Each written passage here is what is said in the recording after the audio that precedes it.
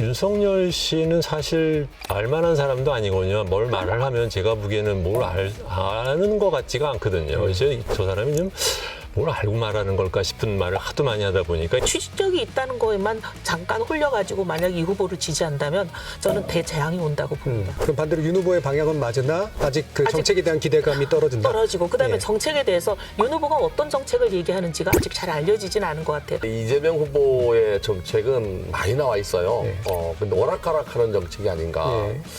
반면에 이제 윤석열 후보의 정책은 눈에 확 다 들어오는 게 없어요. 현 정부 부동산 정책에 대한 박한 평가가 있기 때문에 당연히 이제 반대편에 있는 이제 야당 후보가 부동산 분야를 잘할 후보라고 기대할 거라고 보이는데 현재 여론조사 이제 지지율에 관련된 내용들을 보면 윤석열 후보하고 이재명 후보가 부동산 분야를 잘 다룰 것이다에 관련된 그 수치 차이가 거의 안 납니다.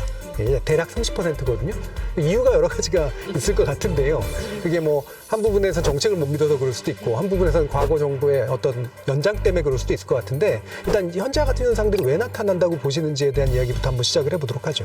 저는 이렇게 봅니다. 이재명 후보의 경우는 이제 성남시장도 하시고 경기지사도 하시면서 부동산 정책을 직접 해보신 적도 있는 분이다 보니까 사람들이 추진력이 있을 것이다라고 기대를 하는 것 같아요. 네. 근데 이제 윤석열 후보의 경우는 이제 사실 검찰총장이나 법조에는 있었지만 이런 부동산 정책을 직접 해본 적이 없는 사람이라는 것 때문에 과연 이 사람이 경험과 능력이 있는지에 대한 확신을 아직 국민들이 못 하시지 않나 그런 생각이 드는데 근데 저는 이 부분은 그렇게 봐야 된다고 봅니다. 방향이 지금 저는 잘못됐다고 보거든요. 왜냐하면 문 정부의 부동산 정책이 방향이 잘못됐다는 게 국민들 71.7%가 그렇게 생각하잖아요. 네. 그리고 저도 그렇게 생각하고 근데 방향이 만약에 잘못됐다면 추진력이 있다는 건 재앙이라고 생각합니다. 그러니까 이 후보의 방향이 잘못됐다. 예. 근데 이 후보의 지금 정책 방향이 지금 문재인 정부의 기조를 그대로 가고 오히려 강화하는 부분들이 있는데 추진력이 있다는 거에만 잠깐 홀려가지고 만약 이 후보를 지지한다면 저는 대재앙이 온다고 봅니다. 그럼 반대로 윤 후보의 방향은 맞으나 아직 그 정책에 대한 기대감이 떨어진다. 떨어지고 그다음에 예. 정책에 대해서 윤 후보가 어떤 정책을 얘기하는지가 아직 잘 알려지진 않은 것 같아요.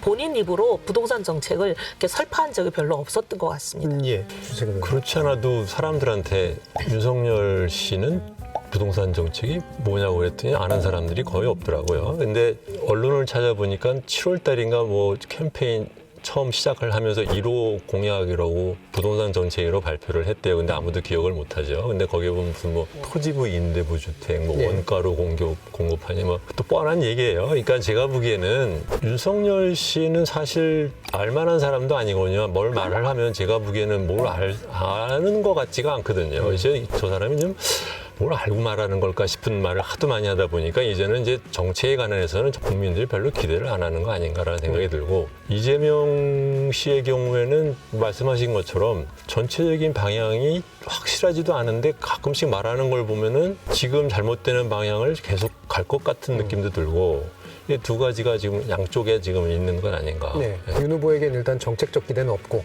기대는 저는 사실은 포기했습니다. 예. 네. 그러니까 이 후보님은 약간 불명료한데 오히려 계승 쪽에 가까울 것 같다라는 느낌이 드신다. 그렇죠. 예. 예. 근데 계승을 해도, 그러니까 또 그 양반이 또 임기응변이 강해가지고 이랬다 저랬다 말을 갖다 그때그때 바꾸다 보니까 정말 중심이 어디에 있는지에 대해서도 많은 사람들이 지금 의구심을 갖기 시작을 했거든요. 이건 제가 뭘 잘못하면 약점으로 작용할 수도 있겠다. 예. 그런 생각이 듭니다.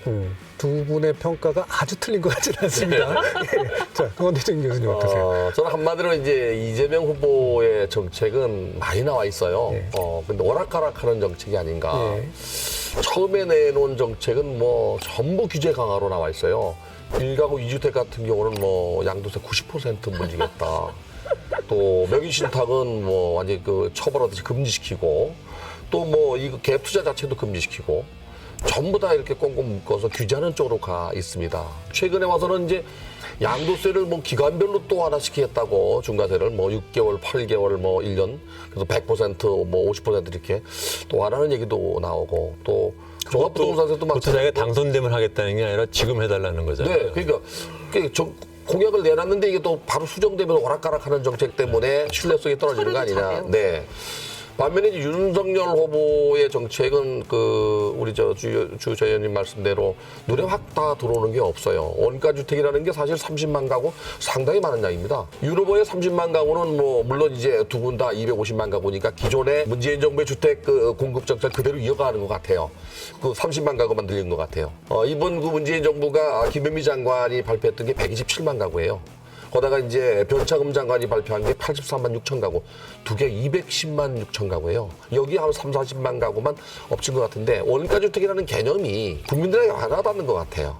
그러다 보니까 그 전체적인 그림이 나머지 규제 완화만 있잖아요, 지금. 규제 완화만 있는데 사실은 구체적으로 그렇게 나올 게 아니라 지난번에 뭐 1가구 1주택에 대한 종부세 폐지 얘기하셨는데 사실 그렇게 직접적으로 이야기하는 것보다는 방향성만 이야기했어야 되는데 너무 이렇게 구체적으로 얘기하다 보니까 전문성이 있는 것처럼 보였던 거 아닌가. 그래서 중도층의 지지도가 생각보다 윤 후보 쪽으로 못 가고 있는 것 같아요. 그래서 제 생각에는 이걸 좀 더 명확하게 한다면은 윤 후보는 아마 중도층이 갈 수 있지 않겠나. 그리고 이재명 후보도 마찬가지예요. 오락가락하지 말고 딱 그 방향성을 잡았다면 그 밀고 가야 될 상황인데 이게 왔다 갔다 하다 보니까 지지율이 한계가 있지 않나 생각합니다.